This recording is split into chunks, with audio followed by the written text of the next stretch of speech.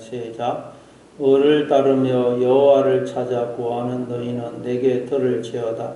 너희를 떠낸 반석과 너희를 파낸 우묵한 구덩이를 생각하여 보라.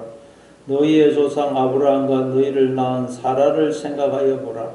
아브라함이 혼자 있을 때에 내가 그를 부르고 그에게 복을 주어 장성하게 하였느니라. 나 여호와가 시온의 모든 황폐한 곳들을 위로하여 그 사막을 에덴 같게 그 광야를 여호와의 동산 같게 하였나니 그 가운데에 기뻐함과 즐거움과 감사함과 창하는 소리가 있으리라. 아멘.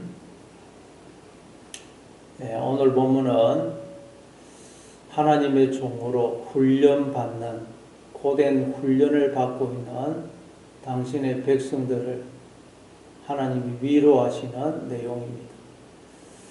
네, 하나님께서 어떻게 위로를 하실까요? 1절을 보니까 을을 따르며 여호와를 찾아 구하는 너희는 내게 들을지어다. 너희를 떠낸 반석과 너희를 파낸 우묵한 구덩이를 생각하여 보라. 지금 남유다 백성들은 바벨론에 의해서 나라가 망하고 전국토는 폐허가 되고 많은 사람들이 죽고 가족들은 뿔뿔이 흩어진 채 바벨론에 포로로 끌려와 있습니다. 그러니까 뭐 아무것도 믿고 의지할 것이 없는 캄캄한 절망입니다. 그런데 그런 그들을 향하여 을을 따르며 여호와를 찾아 구하는 너희는 그래. 여기서 어가 을을 따른다 그러니까 자꾸 우리가 윤리 도덕적으로 생각해가지고 뭐 착하게 살고 경건하게 살고 단순히 그렇게 생각하는데 성경은 윤리 도덕으로 해석을 하면 안 됩니다. 항상 하나님과의 관계에서 해석을 해야 됩니다. 그래서 이 어라는 것이 히브리어로는 제데크인데 하나님이 우리의 어가 되시죠. 그래서 하나님을 가리키기도 하고 또 하나님과 내가 바른 관계를 맺은 상태, 그걸 어라 그럽니다. 예레미야 23장 6절에 보면 여호와 우리의 어라 불릴 것이다 그러죠. 여호와가 우리의 어다. 치드켄, 제데크와 우리라는 우여가 합성어입니다. 하나님이 우리의 어다는 것. 그래서 을을 따른다는 말은 무슨 뜻이냐? 하나님을 찾고 구하다 그런 뜻이에요. 그래서 뒤에 나오죠. 여호와를 찾아 구하는 너희는 바벨론에 붙들려가서 아무것도 믿고 의지할 것이 없는 절망적인 상황에 처해 있는 당신의 백성들을 향해서 하나님이 여호와를 찾고 구하는 너희, 여호와를 찾고 구하는 너희는 내게 들을지어다 그러신 것입니다. 그러니까 하나님이 당신의 백성들을 왜 바벨론에 포로로 끌려가서 아무 희망이 없는, 아무것도 믿고 의지할 것이 없는 절망적인 상황에 처하게 하셨느냐? 오직 하나님만 찾고 구하도록 하기 위해서, 하나님만 믿고 의지하는 자가 되도록 하기 위해서 하나님이 당신의 백성들을 바벨론의 포로로 끌려가게 하셨다는 것입니다. 여러분, 우리도 바벨론 같은 세상에서 하나님이 여러 가지 어려움과 환난과 고난을 겪게 하신다는 것입니다. 그 이유가 무엇이라는 것입니까? 하나님을 찾고 구하라고, 하나님만 믿고 의지하라고 그렇게 하신다는 거죠. 여러분, 우리는 돈 있고 건강하고 뭐 아무 일도 없고 뭐 모든 것이 다 평탄하면 절대로 하나님을 찾지 않습니다. 하나님을 왜 찾겠어요? 탕자도 아버지한테 왜 돌아옵니까? 배가 고파가지고 죽을 것 같으니까 그때서 이제 아버지한테 돌아오지 않습니까? 내 아버지 집에는 종들도 풍족하게 사는데 나는 여기서 굶어 죽는구나. 그래서 아버지께로 돌아오지 않습니까? 배가 불렀다면 탕자는 아버지 절대 돌아오지 않았을 것입니다. 그래서 하나님이 우리로 하여금 하나님을 찾고 구하도록 하기 위해서 하나님만 믿고 의지하도록 하기 위해서 우리가 하나님 외에 믿고 의지하는 것들을 하나님이 사라지게 하신다. 거두어 가신다. 하나님을 찾으라.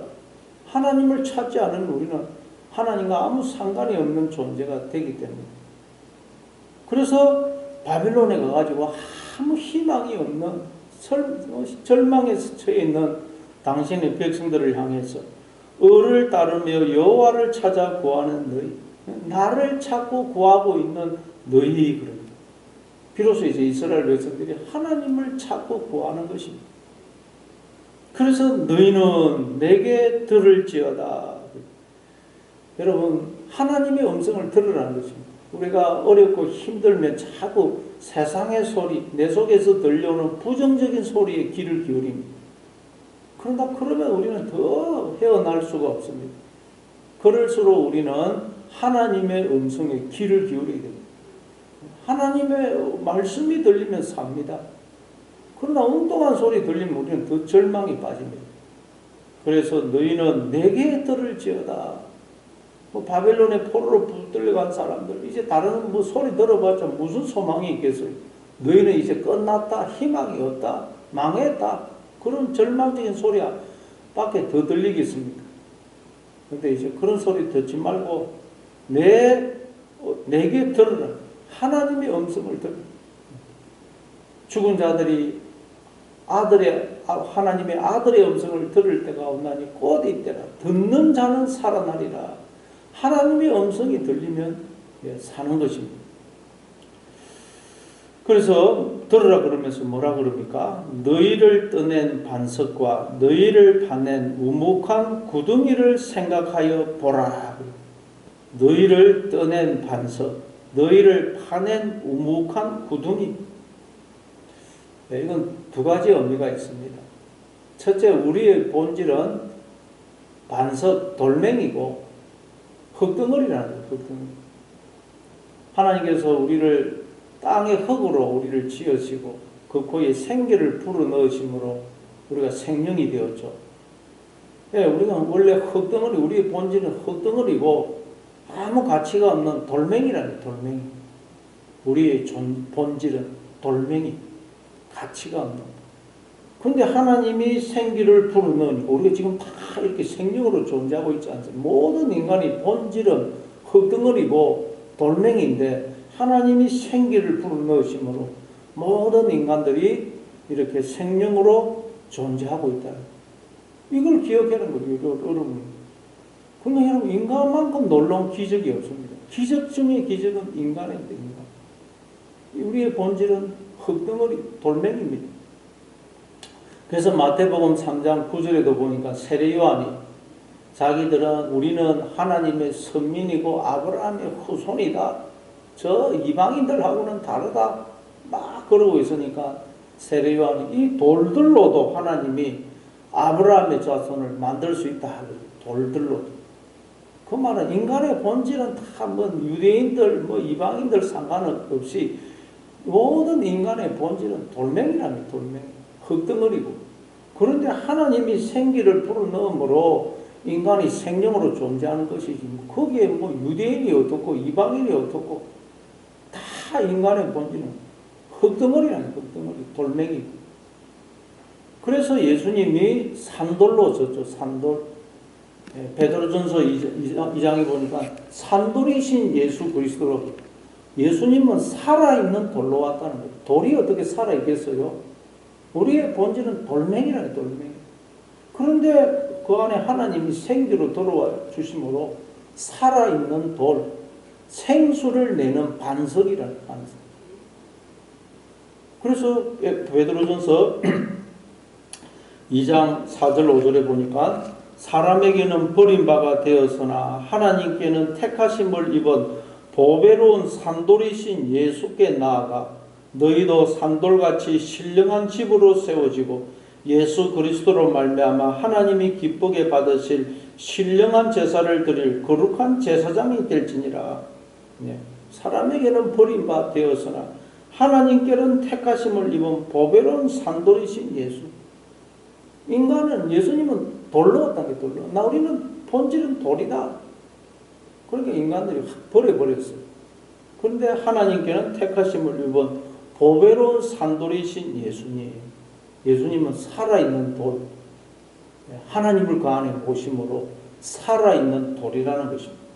그래서 너희도 산돌같이 신령한 집으로 세워지고 산돌같이 산돌이신 예수님처럼 신령한 집으로 세워지라는 거예요. 어떻게 하면 신령한 집이 될 수 있습니까? 내 안에 하나님이 계시면 우리는 신령한 집이 되고 살아있는 돌이 되는 거죠. 살아있는 돌. 그러면 생수를 내는 반석이 됩니다. 우리가. 그 배에서 생수가 흘러나리라. 그래서 우리는 늘 본질을 생각해요. 본질. 그리고 이게 또 너희를 떠낸 반석과 너희를 파낸 우묵한 구덩이. 이건 또 두 번째 의미는 하나님이 이스라엘 백성들을 불러낸 애굽을 가리킵니다. 애굽은 우상 숭배와 반역의 그 나라 아닙니까? 거기서 이스라엘 백성들은 종살이 하고 있어요. 종살이. 그런 종살이 하던 이스라엘 백성들을 하나님이 당신의 백성으로 불러내시더라. 아무 자격이 없고 뭐 종살이 하고 있는 그 백성들, 그 노예 생활을 하고 있는 그들을 하나님의 백성으로 불러내더라. 애굽 사람들이 아니고. 그러니까 이건 뭘 의미하겠어요? 너희를 떠낸 반석과 너희를 파낸 우묵한 구덩이를 생각해봐라. 이 말은 내가 처한 지금 형편이 너무 보잘것이 없고 뭐 나한테 뭐 아무 자격도 없고 내가 지금까지 살아온 것도 너무 형편이 없고 그렇다 할지라도 낙심하지 말아라. 원래 우리는 다 돌덩어리고 흙덩어리인데 하나님이 생기를 불어넣음으로 우리가 다 이렇게 생명으로 존재하기에 하나님이 역사하시면 지금 내 모습이 어떠하다 할지라도 하나님이 역사하시면 우리는 하나님이 거하시는 그런 집으로 하나님의 자녀로 회복이 된다는 거예요. 내 모습 보고 절망하지 말아라. 지금의 내 모습 보고 낙심하지 말라는 거예요. 여러분 우리는 늘 내 본질을 생각해야 돼요. 우리의 본질은 돌멩이, 흙덩어리란 흙덩어리. 그런데 하나님이 생기를 불어넣은 주가 지금 모든 인간들이 생명으로 지금 돌아다니고 있지 않습니까? 그러니 여러분 인간을 볼 때마다 우리는 놀라게 됩니다. 와, 어떻게 저렇게 돌덩어리가, 흙덩어리가 저렇게 생명이 돼가지고 돌아다니느냐. 기적 중에 기적 아닙니까? 그걸 생각하는 구덩이를 생각해봐. 그러니 너희들이 지금 처한 환경이 뭐 어렵고 뭐 아무 희망이 없다고 해서 절대로 낙심하지 말라. 하나님이 함께 하시면 우리는 놀랍게 회복이 된다는 것입니다. 2절에 보니까 너희의 조상 아브라함과 너희를 낳은 사라를 생각하여 보라. 아브라함이 혼자 있을 때에 내가 그를 부르고 그에게 복을 주어 창성하게 하였느니라. 또 이번에는 우리의 그 믿음의 조상 아브라함과 사라를 생각해 봐라. 아브라함과 사라를 한번 생각해 봐라. 아브라함이 혼자 있을 때에 내가 그를 부르고 그에게 복을 주어 창성하게 하였느니라. 하나님이 아브라함이 혼자 있을 때에 불렀다는 거예요. 이 말은 무슨 뜻입니까? 하나님은 아브라함을 계속 몰아가지고 홀로 있게 하세요. 홀로. 아무것도 하나님 외에는 믿고 의지할 것이 없는 그런 상황으로 계속 몰아가지고 나에게는 하나님 외에는 그 어떤 것도 믿고 의지할 것이 없구나. 혼자 있게 만들어서 하나님이 아브라함을 온전히 부르시더라. 그래서 아브라함이 원래는 갈대우르에서 아버지 데라와 함께 우상을 만들어 팔고 살고 있었습니다. 그런데 하나님 아브라함을 부르시죠. 그래서 아브라함이 아버지 데라와 함께 갈대우르를 나와가지고 잘 오다가 중간에 하란에서 머뭅니다. 하란에서 아버지하고 머무니까 이제 거기서 정착을 했는데 거기서 아버지가 죽습니다. 데라가 죽고 나니까 이제 또 하나님이 그때 비로소 아브라함을 또 부르시죠. 그게 창세기 12장 1절입니다. 너는 너의 친척과 고향과 아버지의 집을 떠나서 내가 내게 보여줄 땅으로 가라. 내가 너에게 복을 주어 너를 큰 민족이 되게 하고 내 이름을 창대케 하고 너는 복이 될 것이다. 너를 축복하는 자에게 내가 복을 주고 너를 저주하는 자에게 너를 저주하고 천하 만민이 너로 인하여 복을 받게 될 것이다. 안 그래도 아버지가 죽고 혼자 지금 이국 땅에 먼 타국에서 혼자 있는데 거기다가 하나님 너의 고향과 친척과 아버지 집을 떠나라는 거예요. 안 그래도 혼자 이국 땅에서 아버지 죽고 혼자 있는데 얼마나 그냥 불안하고 외로웠겠어요. 그런데 고향과 친척과 아버지 집을 떠나라. 하나님 외에 믿고 의지하는 것들 다 떠나게 하시는 거예요. 하나님만 믿고 의지할 수밖에 없는 상황으로 하나님 아브라함을 내모시더라고요. 홀로 있게 만드시더라고요. 그리고는 하나님이 이 아브라함에게 복을 주시죠. 그래서 아브라함과 사라가 늙어서 죽은 몸과 같은데 아들 이삭을 낳게 하십니다. 그것은 뭘 의미합니까? 이삭을 낳게 했다는 말은 이 아브라함과 사라가 바로 하나님을 제대로 알고 그 하나님과 바른 관계를 맺고 하나님으로 충만히 체험을 받고 하나님과 온전히 하나가 되더란 말이에요. 하나가. 네 자손이 하늘의 별처럼 될 것이다 했는데 그 자손이 갈라디아서 3장 16절을 보니까 그리스도라고 그러죠. 그리스도. 그러니까 여러분 하나님으로 충만히 체험을 받고 하나님과 바른 관계를 맺고 하나님과 하나가 되더라는 하나. 그걸 그렇게 이야기합니다. 하나님께서 아브라함을 그렇게 내모시다는 거예요. 여러분 하나님이 우리도 그렇게 내몬다는 것입니다. 우리가 하나님 외에 믿고 의지하는 것도 얼마나 많습니다. 그런데 그것들은 믿고 의지할 것이 못되다는 걸 계속 깨닫게 하십니다. 하나님만 믿고 의지할 수밖에 없는 상황으로 계속 내모셨다는 거예요. 아브라함을 그렇게 내모셨어요. 그래서 너희 조상 아브라함과 너희를 낳은 사라를 생각해 봐라. 아브라함이 혼자 있을 때 내가 그를 불렀다. 혼자 있도록 만들더라는 거죠. 하나님 외에는 그 어떤 것도 믿고 의지할 것이 없는 상황으로 계속 내모시고 하나님 우리도 그렇게 하십니다. 계속 하나님 외에 믿고 의지할 것이 없는 상황으로 계속 내모신다는 거예요. 그래서 생각해봐라. 생각해봐라. 계속 생각해보라는 말이 나오죠. 1절에도 생각해봐라. 2절에도 생각해봐라. 우리는 자꾸 생각을 해봐야 됩니다. 신앙은 생각을 자꾸 하는 것입니다. 그래서 우리가 이 아침마다 와서 말씀을 듣는 이유도 자꾸 생각하기 위해서입니다. 생각을. 예수님도 마태복음 6장에서 들의 백합화가 어떻게 자라는가 생각하여 봐라. 생각을 해봐라. 수고도 아니하고 길쌈도 아니하느니라. 그러나 솔로몬이 모든 영광으로도 입은 옷이 입고만 못하였느니라. 하물며 너일까보냐. 우리는 들의 풀 한 포기 보면서 꽃 한 포기 보면서도 생각을 해. 야 하나님이 꽃 하나도 이렇게 입히시고 돌보시는데 하물며 하나님의 자녀인 나는 오죽하시겠나. 그러니 뭐 내가 걱정하고 염려할 게 뭐가 있냐. 생각을 해야 돼. 생각을 해봐라. 그러면서 하나님이 또 뭐라 그러냐.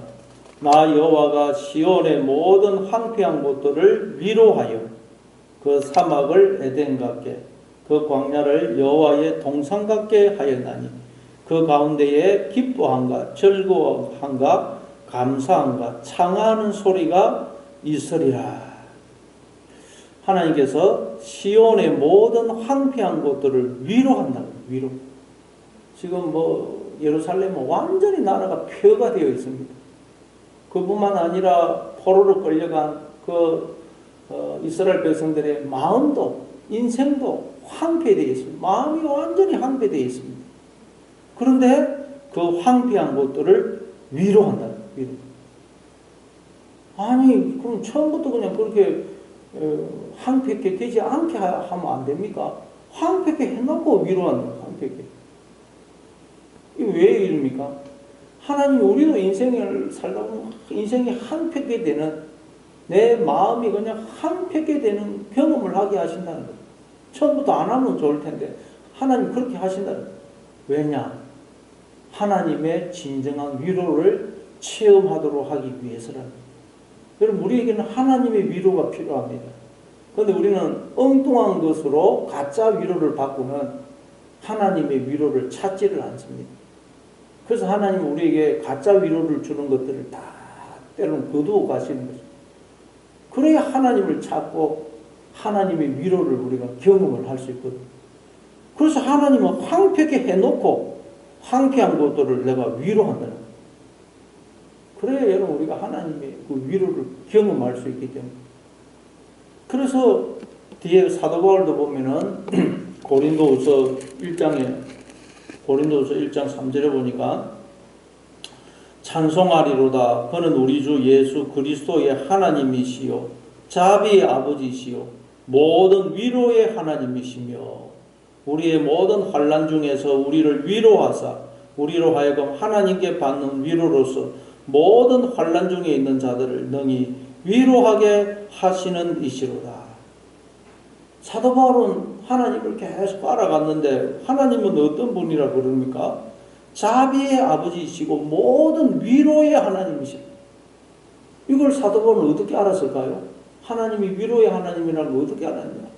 환난을 당해가지고 이 세상 그 어떤 것도 나에게 위로를 줄 수 없는 그런 환난을 황폐를 경험함으로써 하나님이 정말 위로의 하나님이구나 하는 걸 깨달은 것입니다. 그래서 우리의 모든 환난 중에서 우리를 위로하사 우리로 하여금 하나님께 받는 위로로서 모든 환난 중에 있는 자들을 능히 위로하게 하시는 이시로다. 환난을 통해서 하나님은 위로의 하나님이구나. 그래서 그 하나님의 위로를 받게 하시고 하나님으로부터 받은 그 위로로 환난 중에 있는 자들을 위로하게 하시더라는 거죠. 그러니까 여러분 계속 하나님 우리로 하여금 환난을 당하게 하신다. 내 마음이 인생이 황폐케 되는 그런 경험을 하게 하신다. 그렇게 해서 하나님의 위로를 경험하게 하시고 그래서 우리가 하나님으로부터 받은 그 위로로 또 황폐케 된 자들 환난 중에 있는 자들을 위로하는 하나님의 종이 되도록 하신다. 우리가 여러분 이 환난을 안 당하면 하나님의 위로를 경험할 수가 없습니다. 인생이 황폐케 되는 경험을 하지 않으면 하나님의 진정한 위로를 체험을 할 수가 없습니다.